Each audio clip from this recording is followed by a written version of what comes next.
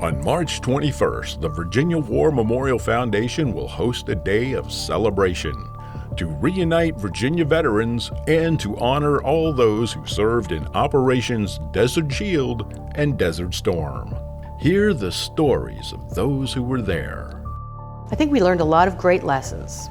Medical evacuation changed, but in Desert Storm we were writing the copybook of what medical evacuation should look like, especially in austere and desert environments.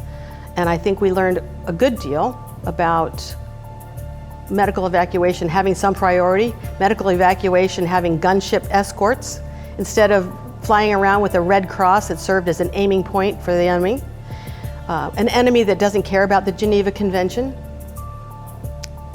I think that one of the lessons that we learned in Desert Shield was that the enemy was going to use medical evacuation as a way to demoralize Americans. If you shoot down a medevac, you're breaking people's hearts. And it makes a difference because you've taken away one of the few things that can make a difference for them. Another thing that I think we learned from Desert Storm is that there is no longer a forward line owned troops. There's no longer a rear echelon. And to say we're going to put all the women in the rear is it's a false belief. You have to prepare everyone. Everyone has to be fit, everyone has to be healthy, everyone has to be capable.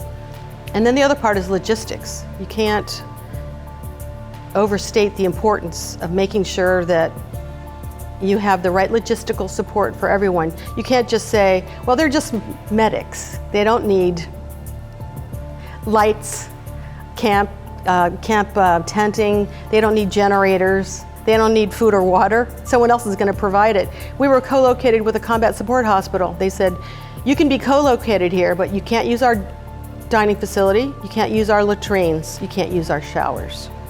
Because they didn't have the TO&E to support their own.